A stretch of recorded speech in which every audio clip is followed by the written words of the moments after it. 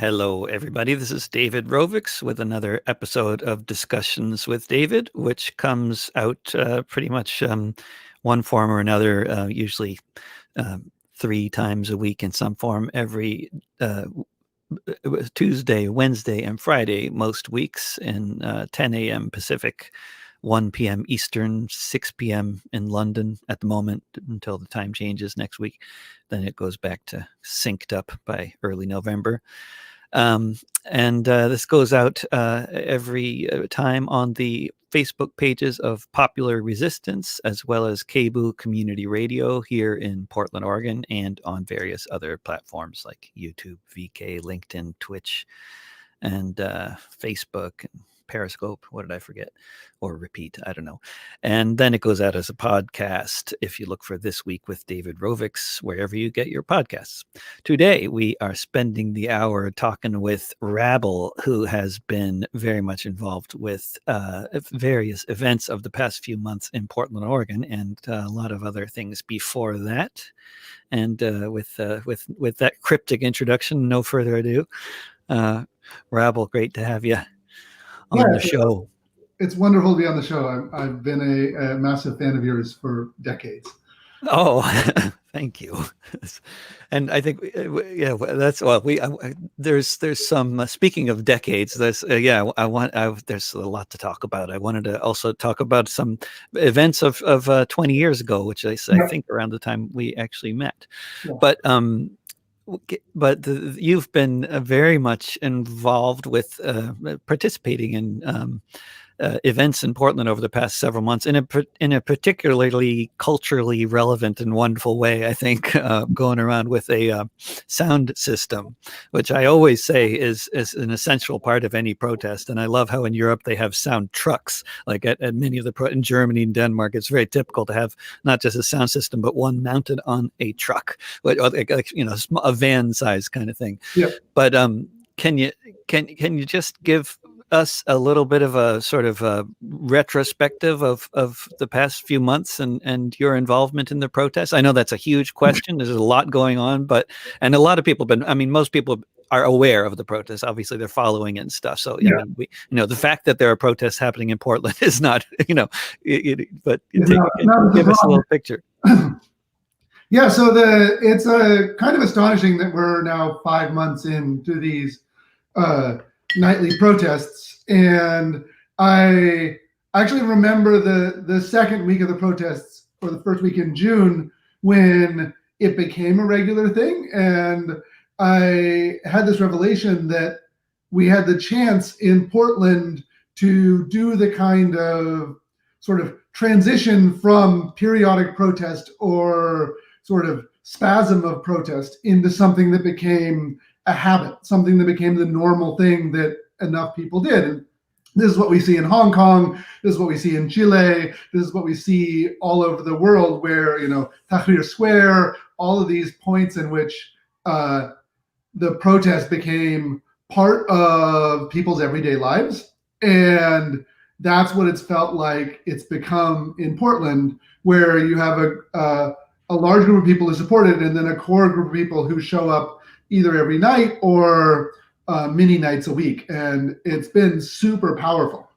And there's just like so many little institutions involved with the whole thing, that people who have been involved with like the global justice movement or Occupy Wall Street or many other movements in the past 20 years and beyond are familiar with these kinds of sites. But can you talk about some of the different little groups that have formed? I guess I don't know if affinity groups might be the term, although some of them are larger than what we might think of as an affinity group. But these little networks of different. So there's two sets of things. There are affinity groups, which are people, the smaller groups of people who get up and do a specific set of actions, or they support each other, or they go out to the protest together, and then we have these things called mutual aid groups, which sometimes are as small as Affinity Group and sometimes are larger. And the mutual aid groups have names that people recognize, and they perform various different roles. So there's a ton of medical, street medic mutual aid groups, one of which bought and runs an ambulance that they take sort of inside the protest, so that it's staffed with licensed EMTs, so that we can get people who are injured out of the protest zone to be put in, either taken directly to the hospital or put in an official ambulance, because the police aren't letting official ambulances into the protest zone. Wow. And how are the police treating that ambulance? I mean, it looks like exactly like an ambulance. I didn't realize that that's the story behind it. But how are the when it's trying to leave with someone who's injured? Are the police letting it through? The police are letting it through, and interestingly, even though the ambulance says this is not an official ambulance on it, it is a ambulance vehicle with all of the ambulance equipment, with EMTs and nurses and doctors, like licensed medical professionals practicing it. So it's not a registered ambulance. But every other vehicle we have, the police have been slashing the tires, and they haven't slashed the tires of the ambulance. So because it looks like an ambulance, now they've taken those ambulance workers, those activists, and severely beaten them up and arrested them, but they haven't hurt the ambulance itself. When have they been slashing tires? All the time. So just right out in the open in front of everybody, just slashing tires? Yeah. So what happened was, at the start of the protest, I would say one of the very first nights, we experienced these, we call them chuds, right-wing activists, who would take their cars and try and plow through the protests. And that happens so often that we've lost track of how many times it was. And around the country, I mean, there have been some estimate, I don't know who, Politico or somebody estimated 70 cases of vehicular attacks like that, which seems like a very conservative number. I mean, they must be talking about the number of attacks that actually resulted in injuries, because, as you say, this is constant. We've had in Portland alone. So yeah. So what happened was, initially, we had vehicles going along with the protests that were providing water and snacks and medical equipment in case you got pepper sprayed or tear gas. And then those vehicles changed into something we call corking, which is putting vehicles as physical barriers on the blocks around it. And so it's bikes, motorcycles, and cars. And they're there to provide resources to the protest, but also to prevent this kind of vehicular attack. And when the cops charge, those vehicles attempt to get out of the way, and the top cops routinely slash those tires, so much so that a bunch of the vans carry full sets of 4 spare tires, inflated and mounted on rims to replace them right there. So like the full gear for tire replacement is carried in the vehicles, because it happens almost nightly. And this is, I mean, just the amount of police brutality that's going on every night, and the number of people who are being seriously injured every night, is just astounding. I mean, just looking at the Twitter videos that people are putting out there, like Portland documentaries and Sergio Olmos and various other journalists who are doing a lot of covering what's going on. I mean, it's just, it's amazing to me that there are still people coming out every night. Who's left, who's not, who hasn't been maimed, I mean, how many people are there who are, it's just, I'm so hard to get a picture of this. I mean, because you're talking about so often, like dozens of people arrested, and then maybe dozens injured. I mean, and on regularly, nightly, almost. I mean, that's what happened last night. It's gotten to the point where there's so many broken bones that it barely registers. Initially, months ago, when an activist would break a bone or be hospitalized or have to go into surgery, it would be a big deal, and we would talk about it, and we would set up GoFundMe campaigns, and that still happens to some extent. But it's more normal now to be like, oh yeah, my arm was broken, or my hand was broken, or my leg was broken, and that just is on a regular basis. So we have people who weren't in wheelchairs now showing up to the protest in wheelchairs, and people who weren't injured now showing up in casts. We had one one Native woman who's an activist who was thrown to the ground, and the cops sat on her, and people were screaming and yelling, and then they had to call an ambulance for her at ICE last night. So, and that people talked about, people were concerned about, but it's so common now that it doesn't even register. And also common is, as you mentioned, the police destroying so much property of protesters or anybody in the area, like destroying tires, and your sound system, which is a very nice sound system, has been confiscated now twice. And then when they take your sound system, and do they give it back, or do they just take it?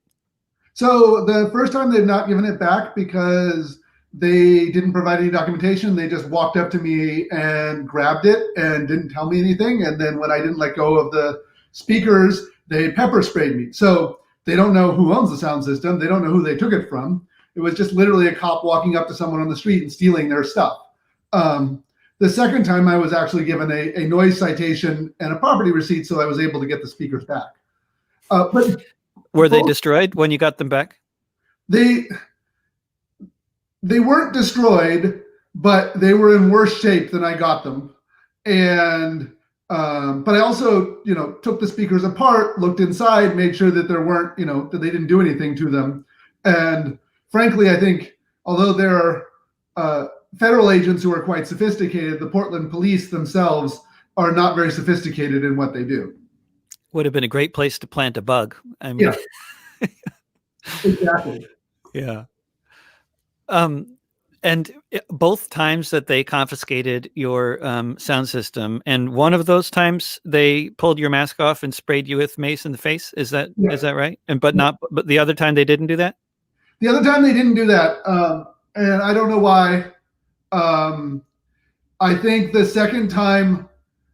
first time it wasn't ordered, just some cop decided to do it. And I think the second time it was an order from someone in police command to shut the music down, because they came over to me in force. They actually talked to me. They told me that you're giving me a citation, and if I came with them, they would give me a property receipt to claim the property back. But then once they were trying to give me a citation, they didn't know what to cite me for.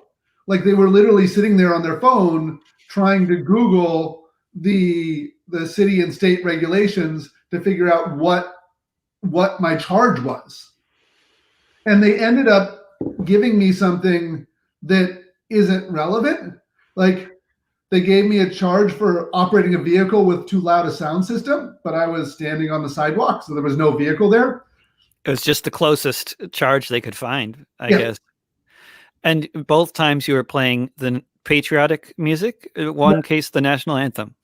So the first time I was playing Beyonce's Star Spangled Banner from the Obama inauguration, and it's not even a mocking version of the national anthem. It's just a straightforward, really well performed rendition. Exactly. And then the second time I played Hendrix's national anthem, the Star Spangled Banner, which is obviously much more critical. Yeah. And then Beyonce's America the Beautiful from, again, the inauguration. And it's fascinating because I get a fair amount of criticism and negative feedback from fellow protesters about how these songs are based on the United States' tradition of genocide and slavery and white supremacy and misogyny, and the people who created them have all these problematic backgrounds, and I know all that. But what it does is it upsets the police in some profound ways that all of our more militant protest songs don't. And I assume most of the protesters can tell this is very well chosen stuff. I mean, you're not getting criticized too much by people, are you? No, I don't get criticized by people on the ground. I get lots of criticism of online people. There's a huge number of people who don't show up to the protests, don't participate in the organizing, but do talk a lot online. And because they're from home, they feel like they're part of it. And I would encourage everyone who is sitting and watching at home to put on a mask, get out there and join us, or join them where you are, because you're not actually, like, you may feel like you're part of the protests by watching from your home, but you're not. No, and especially when you realize that we're talking about oftentimes only dozens of people on a slow night, right? And I mean, so which is I often notice on Twitter that many of the videos of police brutality on any given night, after a few hours, they've gotten thousands or tens of thousands or hundreds of thousands of views, and which is just such a massively larger number than the number of people who are actually there, which is kind of, yeah. I mean, it's a bit, that's a bit strange. Yeah. And when you ask, like, who's able to keep coming out to this, the answer is not a ton of people. Yeah. Like, it's a small committed core of people who are out here, willing to put their bodies on the line, willing to face arrest. We elected a progressive district attorney who is refusing to pursue a bunch of the police charges for things that would never get convictions anyway. Yeah, but he's unlike many other DAs. He's not trying to drag the whole thing through the courts for years and terrify people and have prison sentences hanging over their heads and drain the resources of people. I mean, that's quite a move, dropping the charges, and the police have been very upset with him, and their tactics have changed since the DA dropped charges on protesters. Do you think the police have noticeably become more brutal? Yes, so the police have become more brutal. The police see their punishment as the arrest process and the repression. Because they know the charges will be dropped. But the other thing that's happened is the governor let the police become federally deputized, and then the police and the federal government lied to the governor and the mayor and deputized them not for a weekend, but through the end of the year. And so now people, I mean, I saw there's this pair of musicians, Trumpet Man and No Shoes. And Trumpet Man plays the trumpet, and No Shoes does freestyle. And a week ago, they literally just sat down in a sidewalk in front of a line of cops, completely calmly. And the cops walked up to them, they picked them up, they arrested them, and they were charged with felony assault of a federal officer. And it's all on video, and like, it was the epitome of nonviolent passive resistance. And what we're seeing is basically these Democrats in Oregon denouncing the Trump administration and then handing over the policing to the Trump administration, where everybody's facing really serious federal charges. Really serious federal charges. And what they are in so many cases, first being attacked by the police for doing in Portland and all over the country, is just marching in the street. That is, I mean, we're just talking about taking a street, which is the most basic. I mean, and of course, as you know well, lately they've been attacking people in the parks before people even leave the park to go on a march. But just marching in the street, which in many parts of the world is just a standard kind of thing. If people march in the street, the police form an escort to make sure there are no traffic accidents. And that's all they do. And that's just standard procedure in lots of different countries, as well as in San Francisco. But in Portland and most of the rest of the U.S., marching in the street in a city controlled by Democrats, in a state controlled by Democrats, is going to get you viciously attacked. And to be perfectly honest, half the time we're no longer marching in the streets. So there's been 5 months of tremendous tactical and strategic variation and attempts. The police are trying all these different things. The protesters, we're trying a ton of different things. For example, last night, we actually marched on the sidewalk all the way to the ICE building. And in front of the ICE building, the vast majority of the protest was on the sidewalk. There were some people in the street, maybe half the people in the street not blocking it, letting traffic through, not blocking traffic. There's in the past, there's been water bottles mostly and occasionally other things thrown, but for the last week or two, there's been essentially no throwing of anything either. Like, because we discovered that when we throw water bottles, the police go and collect rocks and claim that rocks were thrown. And we have videos of the police collecting rocks. And we have no videos of anybody throwing rocks. Like we've never seen, like they've constantly claimed that we're throwing rocks, but there's no evidence of it. But we do have evidence of them collecting rocks that they claim were thrown. And so at this point, no one is even throwing rocks, or no one's throwing water bottles, no one's throwing anything. The most aggressive thing that is happening is a couple nights ago, everyone was attacked and pepper sprayed and beat up for tying heart-shaped balloons to the fence of the ice building. And last night there was a bit of graffiti. And it's just a total zero tolerance of any kind of any most minor infraction. Balloons, tying balloons to a fence. The tying balloons, and honestly, the most often thing that people are arrested for is simply not running away quickly when the police charge the crowd, or targeted arrests for people that are very vocal about yelling at the police.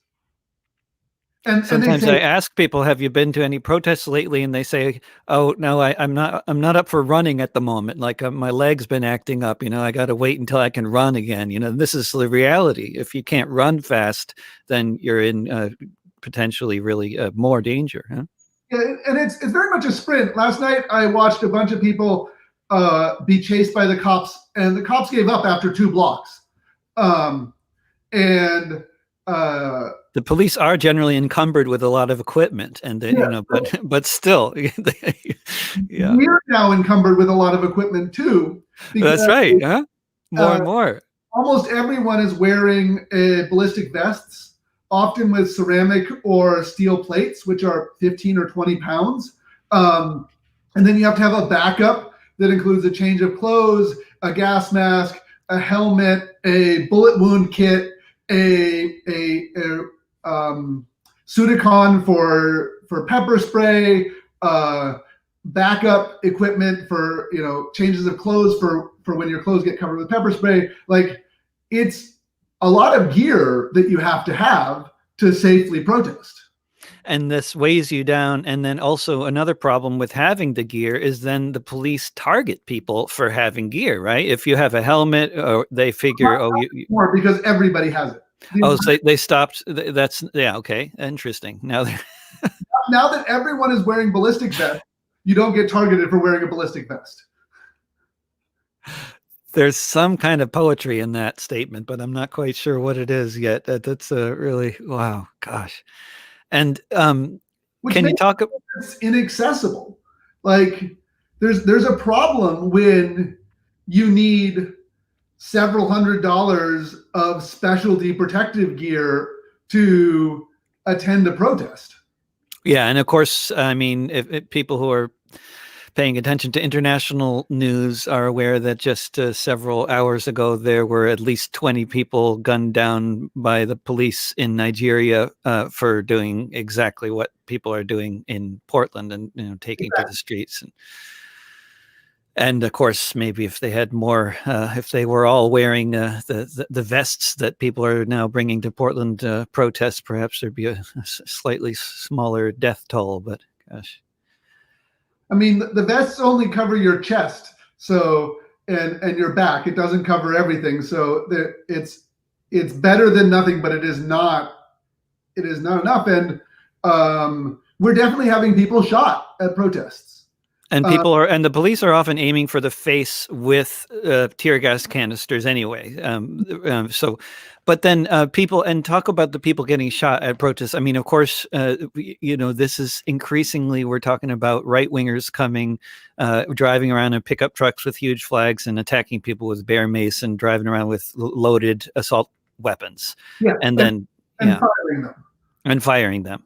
At like above crowds, into crowds. I heard a report about actually firing into a crowd, and somehow nobody got seriously hurt. But there's been arrests as well. Some of the far right have been arrested and are now in prison or in jail with $500,000 bond or whatever it's called. Yeah, Alan Sweeney, he's one of the leaders of the Portland Proud Boys. The Proud Boys claim he is not a member, but he has a Proud Boy tattoo on his arm. At least an honorary member. Yeah. And so they're public leaders. Some of them have been this guy, Teeny, from protests before, violated his parole, and now is in jail, and Alan Sweeney's in jail, and a few of the others are in jail. But for example, about a month and a half ago, at the sheriff's office in Laurelhurst, one of the neighborhoods in Portland, one of these guys drove up in a pickup truck, started throwing things at protesters. Protesters chased the vehicle away. The guy got out of the car, shot one of the protesters through the side of, in his back and out through his belly. The cops picked him up, took both the shooter and the victim to the hospital, and let them go, and did everything they could to be no press coverage. So. And a few days later, the kid is back out with bandages over his bullet wounds into an exit wound, running from the cops back at the protest. So, like, it's not just that they've been threatening to shoot or that they've been, doing things. Like, that has been going on. And often, if it happens any part away from the cameras, then everyone claims it didn't happen.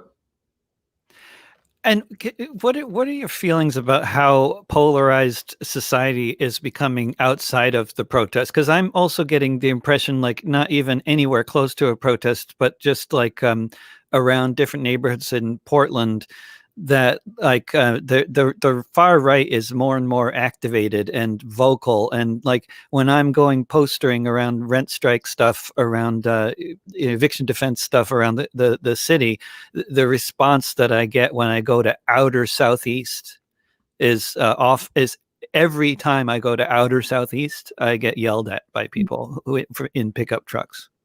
And I'm not even wearing, I'm just dressed the way I'm dressed right now, and I'm putting up posters. So I'm not even like, wearing a target on my back that says I'm a protester. I don't think, unless wearing black these days qualifies you as a, protester. So,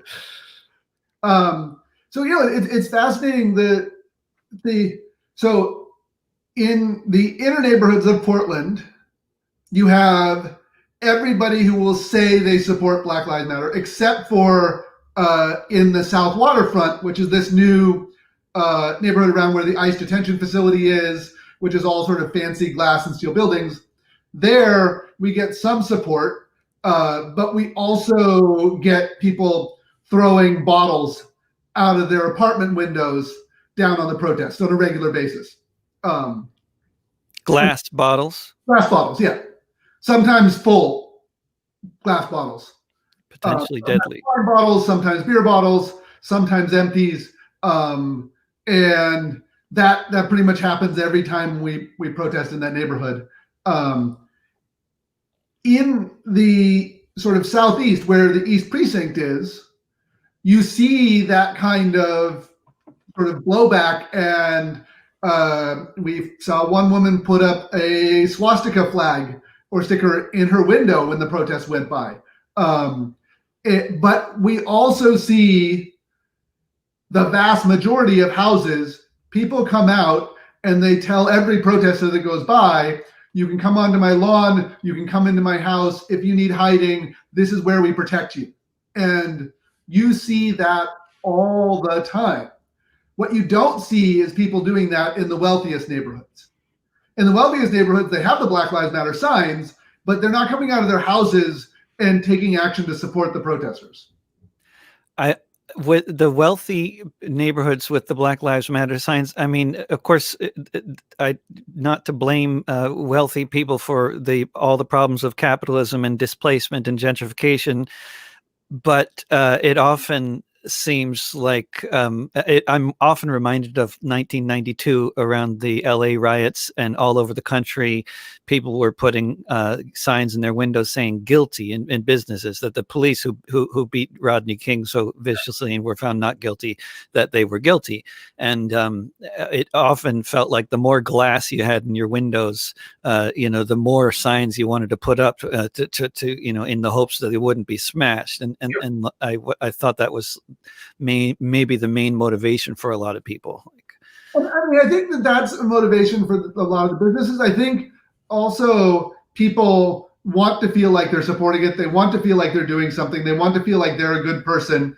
And it's easy to see how police brutality and extrajudicial killings are not good things, even if they're unwilling to actually support people engaged in social change around it. They want to feel like they're on the good side.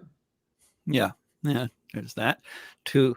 And did you hear the news? Some local outlet reported that Police Sergeant Kruger is the highest paid officer on the force in Portland, and he's also noted for being a fascist.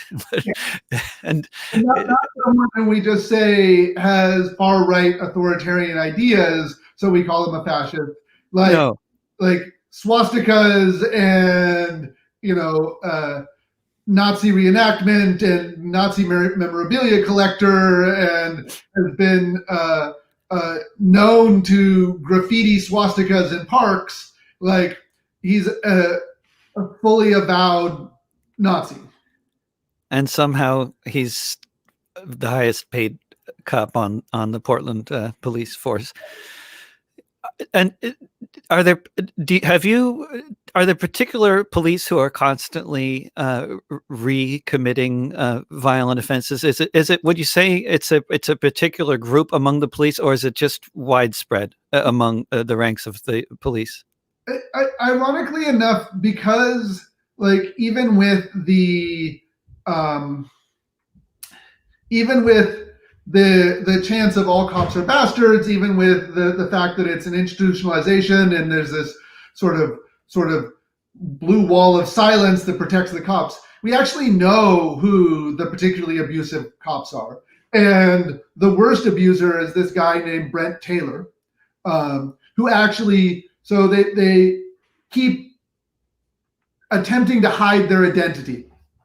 And so they remove their names, and then they remove their badge numbers, and then they put on another 6 or 7 digit number that identifies the police officer, but refused all public information requests on who those officers were. And so, so this guy is, embraced being a bad cop and chose number 12 for his number, which is of course the code for the narcotics division. And he's part of the rapid response team, which is the riot cops that we most often see. And so he's the one who often is caught on video after they've cuffed someone, just punching him in the face for minutes on end, throwing people to the ground, slashing tires. And there's another half dozen of them who are particularly egregious. They're particularly violent. And the police, on a regular basis, announce that these officers have been reassigned. It's several different times that they've said, well, officers that have committed these things, we've reassigned them off of the rapid response team, or we're investigating, or we've reassigned them to desk duty. And that reassignment seems to last about a day. And then they're back beating protesters. They're back beating protesters almost immediately. So it's just so they can get the PR. yeah, it's just PR about, and they never name them specifically. There's no specific investigations, and the internal review process that Portland has is completely toothless. And the Citizens Commission has had most of its members quit multiple times this year. So they've gone through several cycles of people showing up, participating in this commission, discovering that it's a farce, and quitting. And now, on another note, when you mentioned the review board, in terms of electoral politics, it's looking like one of the most critical people on the city council in terms of the police, Chloe Daly, might be potentially losing her seat, and I hope that doesn't happen. But it's the police union guy is running against her and doing better, seems better funded, getting lots of donations. Chloe Daly is a progressive activist who got elected on an insurgent campaign. She hasn't been perfect, but she's done lots of environmental policies, and she's been good about supporting and advocating for police reform. She had a policy of pushing forward basically banning single-family zoning in Portland and saying that every lot could have up to 4 units, and that the neighborhood associations wouldn't get veto over rental property being put into neighborhoods or higher density housing. And so the police unions and the neighborhood associations and the business association, this sort of collection of everybody who doesn't want Portland to be inclusive or progressive, got together and found a black man to run against her. And so what we have is a sort of center-right black politician running against a progressive left woman, and it looks like she's going to lose. And it was a tremendous disappointment, and it will make further reforms more difficult. Yeah, absolutely. Very well put. I wish she could have put it as well as you just put it.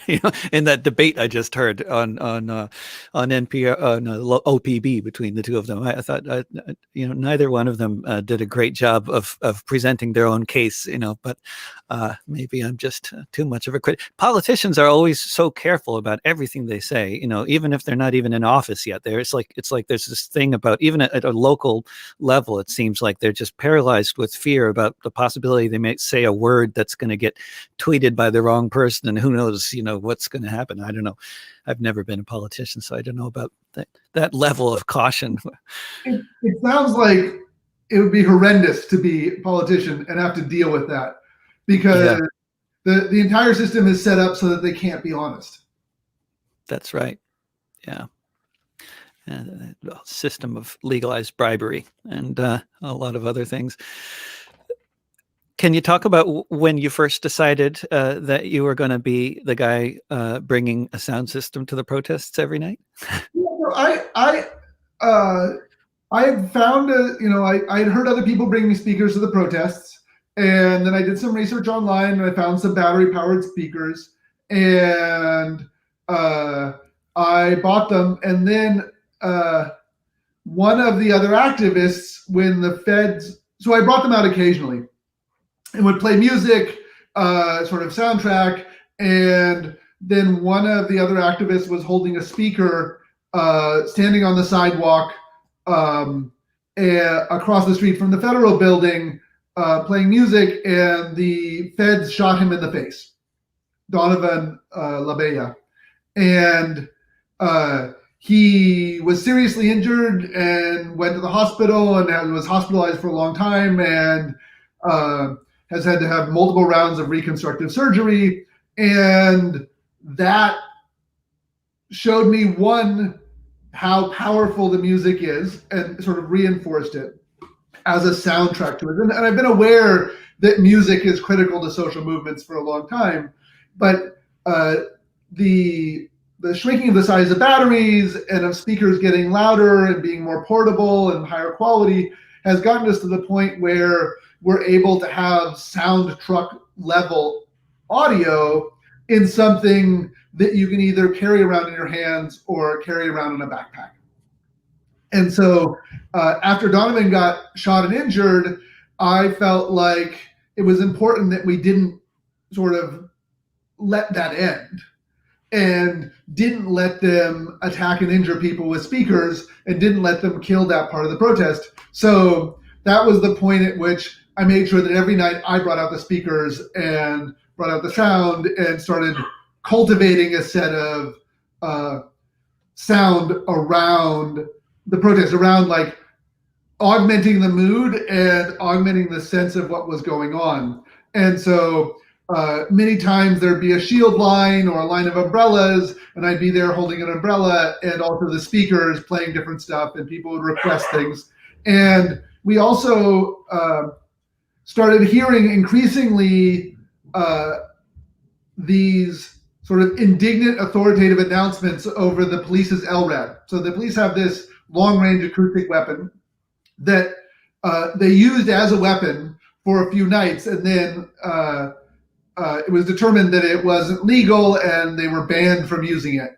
And the mayor and the state government have banned the police from doing a lot of things that they haven't stopped doing. So I'm not quite sure why they stopped using the LRAD, because just because it was illegal wouldn't stop them. But now they're federally deputized anyway, so they can use tear gas, even though the mayor has technically supposedly banned it. Although he didn't really; he just banned CS gas, but not other forms of chemical weapons. So it's and including ones that are much more serious. Occasionally, the feds use one, HW, which is like a much more serious, much more intense one. And so we get these announcements. And then we had people yelling back, and there was a real obvious disproportionate power. So we started talking online and started recording counter announcements. And this has been super effective. We've had a whole series of counter announcements that play back at equivalent or louder volume than what the police do. And so when they come to do announcements about stay on the sidewalk or unlawful assembly, or hey, you graffitiing the building, stop it, or hey, you in red, we see you, we're going to come get you, or move to the west, all these orders, we have both announcements that satire what they're saying, provide a voice for the protest against it, and drown out their announcements. So it makes it effectively sort of ineffective for their announcements, because no one in the protest can hear what they're saying anyway. Love it. Do you have any background as a DJ? None at all. So, I mean, because it strikes me that like what you're doing is basically you're I mean, in some sense, you're being a DJ, but in a completely different circumstance than the overwhelming majority of DJs have ever thought about. I mean, as a DJ, you're largely sort of, I would imagine, I've never been a DJ either, but you're kind of like creating the mood, or you're maybe aiming to be creating the mood, and perhaps maybe you're bouncing the music off of the mood that's already there in the room. But the situation outdoors at a protest with riot police is a much more volatile. So many different considerations in terms of the mood. Like, I mean, because potentially with the music, do you feel like you could really be a force for sometimes escalation or de-escalation of a situation? Totally. I mean, I feel awkward about it, but it has a tremendous amount of power to shape the situation. I actually heard a public radio thing talking about the Portland Trailblazers, the basketball team here, and how their audio team uses music and sound clips and reads the cloud and reads the game to try and move the mood along in the arena. And I feel like what I'm trying to do in the protest is very similar. So trying to find, when do we need calm music? When do we need powerful music? What is this protest focused on, and how do we get those themes? How do we get music which is evocative? How do we get music that can be understood as what it is and recognized when there's a lot of chaos going on? So subtle music, or pretty much all punk music that's got a thrasher type feel, doesn't work, because you aren't directly listening to it. And so all you hear is the noise and the energy. And things with really strong beats work. Right. Something more minimalist in a way works better. Unless something recognizable, something with really strong refrain, something where either the instruments are powerful or the voice is powerful. But if they're both happening at the same time at the same level, you can't distinguish them in a protest.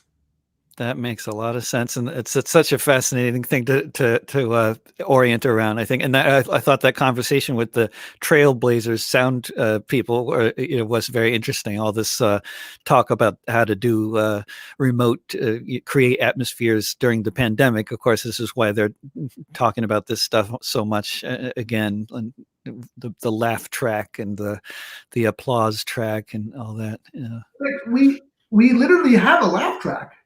Like, I have a laugh track that is one of the things I play during police announcements. To laugh at their announcements. Excellent. And you play a lot of, during the more slower moments as things are building, you play a lot of speeches, huh?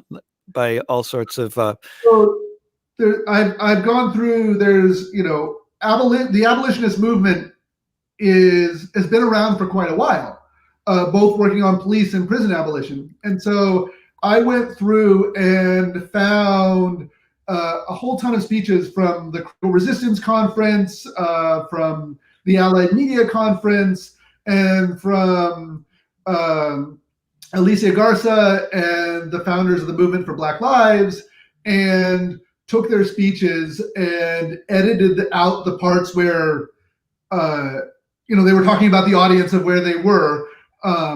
And I play them, and the most powerful one, I would say there's two that are most powerful. One is Alicia Garza's commencement speech at UCSF on why Black women are magic, and it names all these Black women, and it recenters the struggle and how it's been the core, the heart of it has been Black women, and it's only 6 or 7 minutes, but it's super powerful. And then the other one is by Walida Ismail, and she is a Portland-based radical activist and author.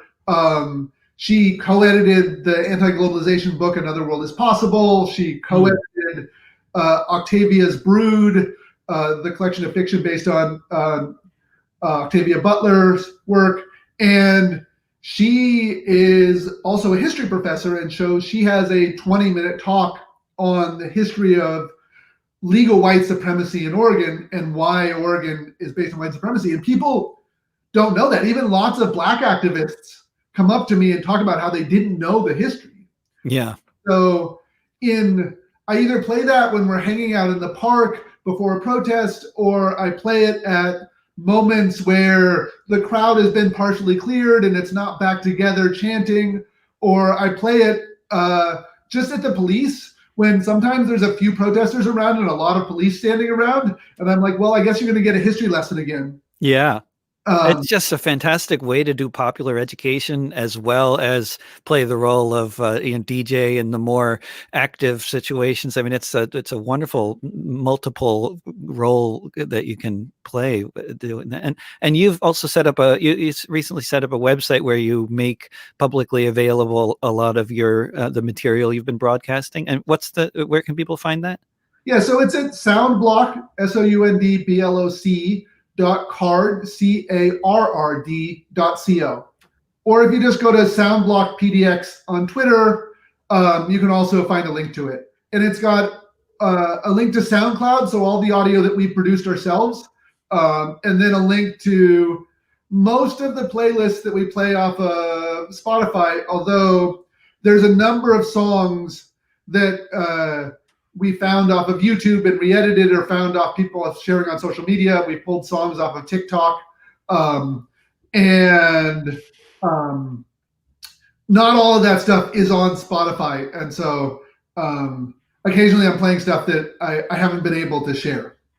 But Spotify is the platform that you set stuff up on because of all the platforms. It's where most stuff is, right? I mean, it's kind of the super highway. It's a terrible system. Like, people blame Spotify as screwing musicians and screwing artists, and it's true. And the reason Spotify does it is because Spotify is actually owned by the labels.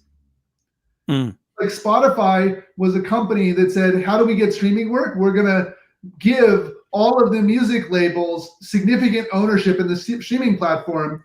And so consumers are charged, the money goes to Spotify, but mostly actually to the music labels. And then the music labels choose to give almost none of it to the artists. So, I mean, that's another the terrible part of capitalism, but it also has the songs that are easily available. And I have the custom recordings and custom edited songs and counter announcements in the iOS, the Apple Music app, and I have the Spotify ones. And that way I can switch back and forth without losing track of where I am, depending on whether or not I need to yell at the cops or play music. Yeah, great.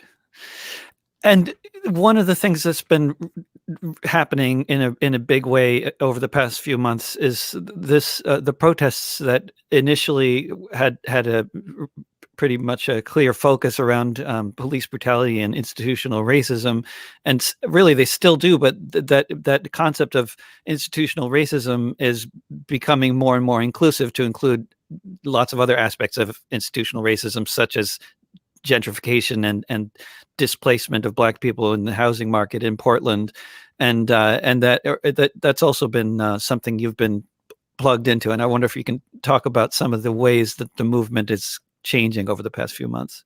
So the movement was always deeply intersectional. The movement was always aware of that stuff.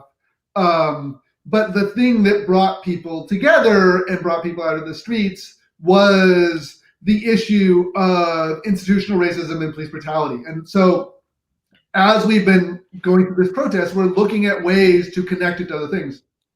And in particular, there is a house owned by an Afro-Indigenous family in North Portland that has owned it for generations, where the bank or the mortgage company committed mortgage fraud. They basically, robo-signed documents and committed fraud, and then have been foreclosing on the family's house and trying to evict them. And this is exactly the kind of thing that happens to BIPOC families, where they are disempowered and pulled out of the housing market, and then pulled out of the ability to have intergenerational wealth. And so that family has reached out to the Black Lives Matter movement and set up a 24/7 encampment at the house and at the empty lot next to it. And the area is zoned for condos, and there's like a 4 or 5 story condos around it. And so that property, although they only owe $90,000 on this loan that they're trying to evict them for, if the bank can get rid of them, it's worth many millions of dollars. And so we have an ongoing long camp with movies and educational nights and food and services there that in effect it is our autonomous zone, but it's our autonomous zone not about claiming public space, but about defending Afro-Indigenous space. And it's been super powerful. Mm-hmm.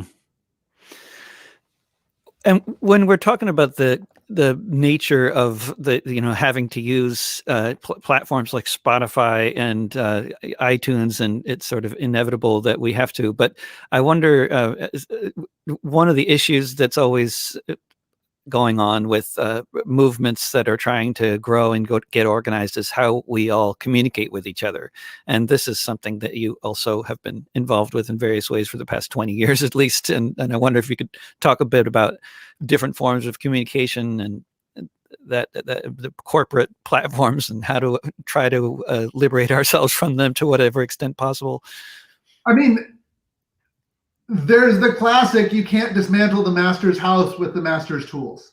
And like, although in this protest I've been very involved with the music, my actual long-term activism is much more related to technology. And so in the mid-1990s, I started getting involved with setting up tech collectives that would provide services to activists. SquatNet in Europe, Rise Up, DAO in Canada, and those tech collectives, along with media activists doing pirate radio, doing like free speech TV, print journalists. That coalesced in 1999 with the creation of indie media. And I was very involved with the creation of indie media, where we said, we need to stop asking journalists to cover our stories. We need to be the journalists. We need to make creating media as essential to building what we do. And we were very clear that what we needed to do was build our own platforms. And we essentially pioneered live streaming from the streets. We pioneered the self-publishing. We pioneered the ideas and the technology of social media. And then much better funded Silicon Valley companies took those ideas and brought them to the larger world, but they brought them to the world in platforms they control. And so there's a whole community of us who've been since then building things like Mastodon, building encrypted communication stuff. Signal comes out of this community. Moxie's a long-term committed anarchist. And I've been involved with this thing called Scuttlebutt and have an application called planetary.social, which is a decentralized, privacy-focused social network that you can do the same things as you do on Instagram or Twitter, but you control your identity, you control your relationships. There isn't a company that controls these things, and it bases its governance model for how we manage these spaces, not on the shopping mall model of like it's privately owned, like what Twitter, Facebook, Instagram are, nor like the state regulation that you have for Chinese things where the government just decides who can say what, but instead a commons model where you have community governance and you have sort of a healthy process by which you define who can participate in these communities and what is acceptable behavior.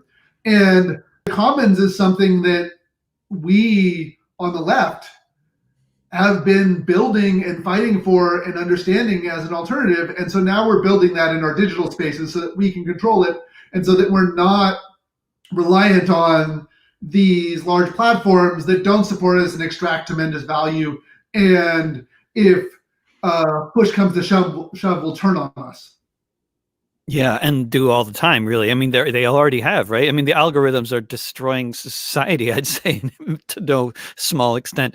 But I mean, what about when one of my relatively recent discoveries, and I know this probably makes me obviously a Luddite compared to so many others, but like I just discovered Reddit only just like last year, and I think it's as these platforms go, it's so much better organized than Facebook in terms of actual communication. But the problem, not such a problem with Reddit, but with so many other smaller initiatives, is there's so few people using them, right? So like when I got banned from Facebook for promoting a band that has a name that apparently we can't talk about in public, I lost half of my audience. I mean, in terms of really just literally lost half my audience. Platforms, and they're arbitrary and there's no legal recourse, and that's a massive problem. And we see it in the most vulnerable communities. So we see it happening to people being political right now, but it happened to people doing sex work long before this. It happened to all the queer and trans kids who wanted to post photos of themselves long before this. And if we want a revolution where we're actually contesting and seizing power and replacing the systems, we have to realize that the system that we're replacing will use every tool that they have. And as long as they can delete our accounts, as long as they can ban and block us, we'll lose. And so it's critically important that we build sort of dual power in technology as well.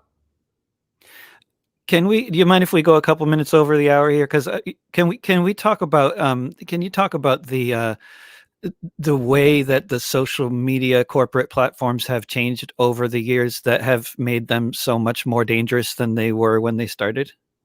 Sure. So in my personal experience, I went from working on indie media stuff to working on this. I took a programming gig to try and raise some money to pay for myself. And was working on the startup called Odeo, that was helped invent podcasting. And podcasting in the mid 2000s was a very new emergent thing, and it wasn't clear what was going to be, but it has democratized radio in a really powerful way. At the same time, a group of us with indie media and other tech activists had created this thing called Text Mob, which was for text updates. And for people who were at the RNC protests in 2004, they might remember getting indie media updates from it. And it was also used in 2005 and 2006 for the May Day immigrant general strikes.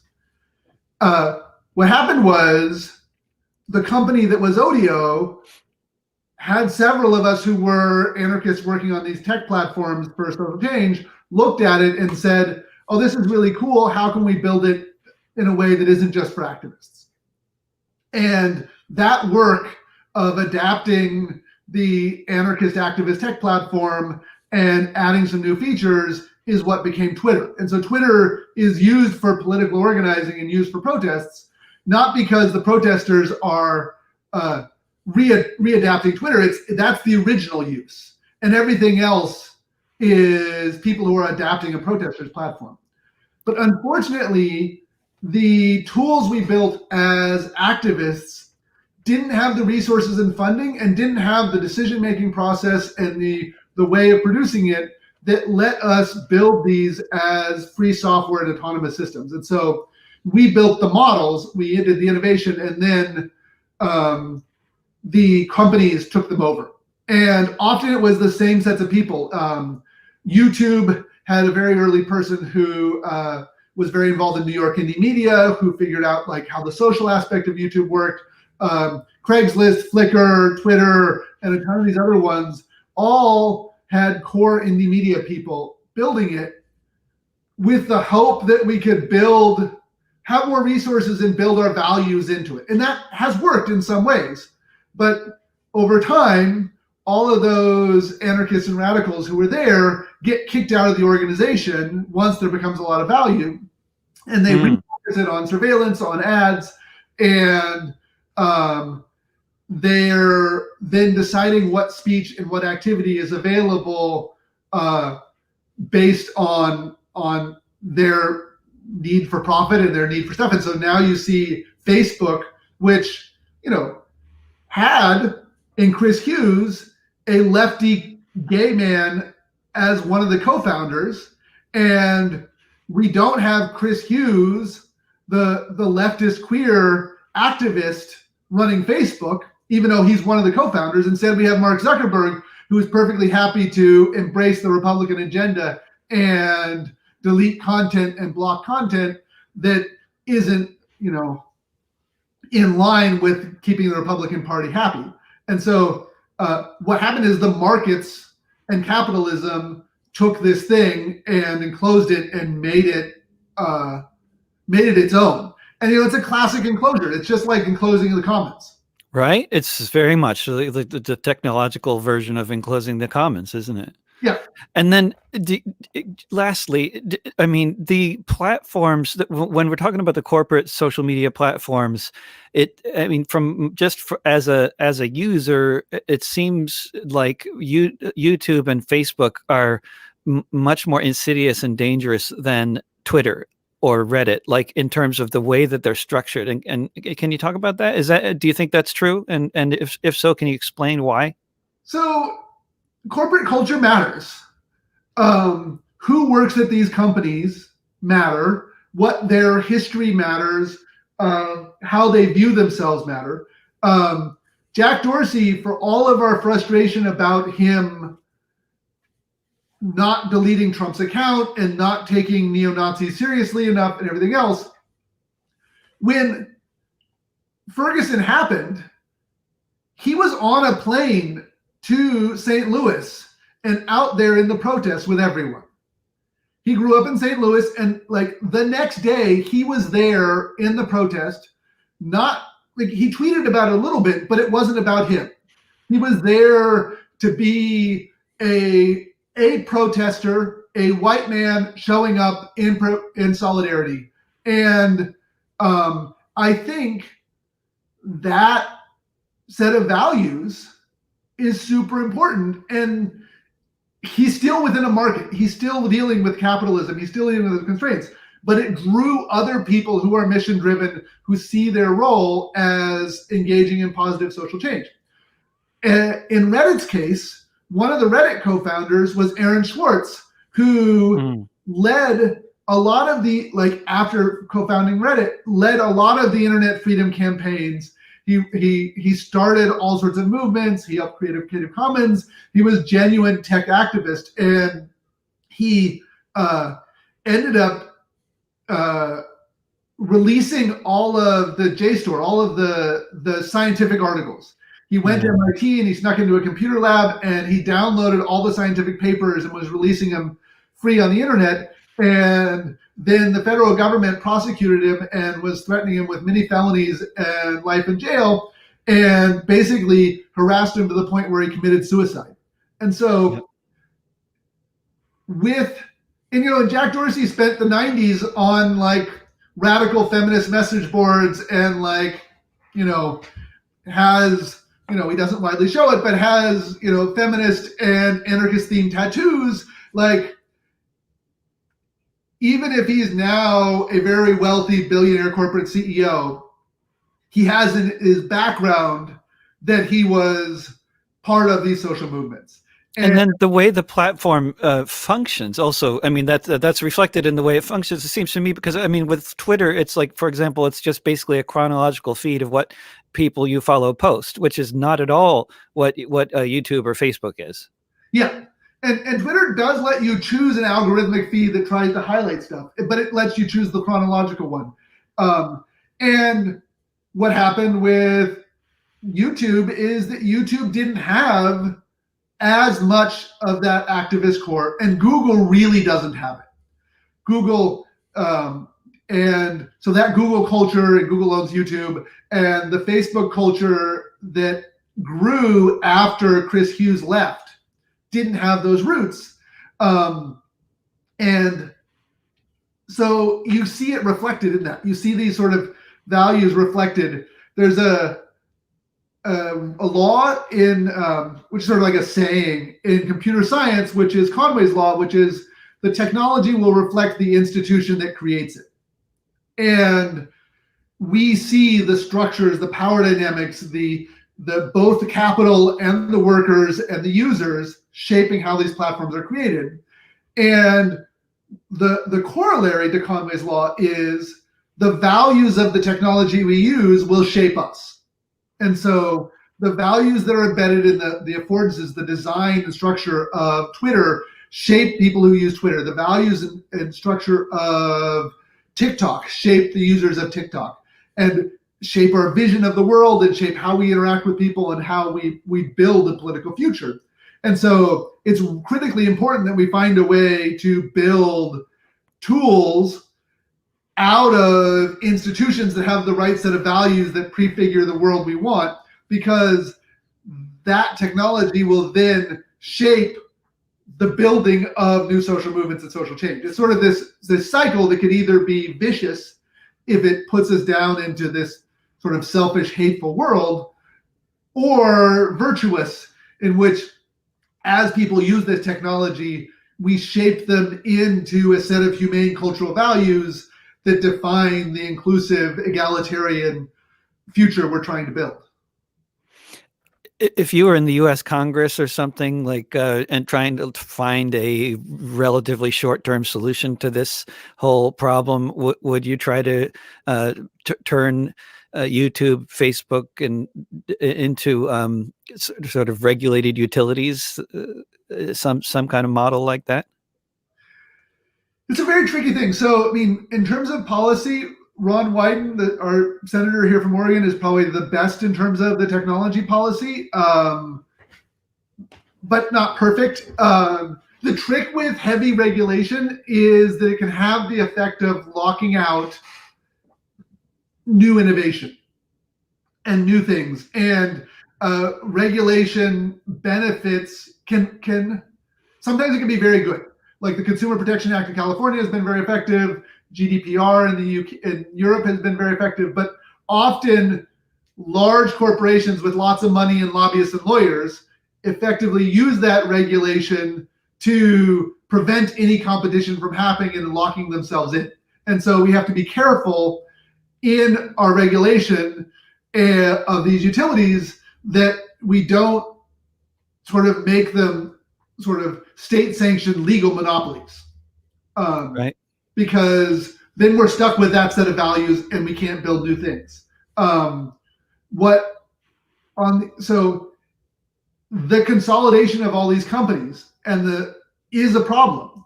Like, we would all be better off if YouTube was not owned by Google. We would be better off if WhatsApp and Instagram and Oculus were not owned by Facebook. The size of these companies and their economies of scale and their ability to take innovation and basically use markets to crush alternatives is a big deal. But everything you hear the regulators or the proposals doing, the effect is just re-empowering these very large empowered incumbents. So it's really frustrating all around. Yeah. I want to spend an hour talking about just this technology, social media stuff with you, if you would, sometime soon. Great. So we'll get you back on to talk about that. But for now, thank you so much for spending the hour and some on. Yeah, and if everybody watching this, stop watching videos and calm down. Like, there are still Black Lives Matter protests almost every night in every major city in this country. Like, they haven't stopped just because you're not seeing it in the news. And what would you say, speaking of not seeing it in the news, I mean, I know where to find things around here, but it's not necessarily easily intuitive. I mean, do you have any particular advice for folks looking for the local protest? Yeah, so there's a website, BLM PDX Events, that has an Instagram of the same name. If you Google that, you'll see the events, you'll see all the neighborhood events, you'll see a lot of the big stuff. They don't tend to announce the Black Bloc late night direct action things. Those tend to get passed around to different things, in part because no one is public about who's organizing it. There's not one set of people who are doing calls to action of choosing where it goes. Different people stand up on different nights, and because there's concern about conspiracy to riot charges and things like that.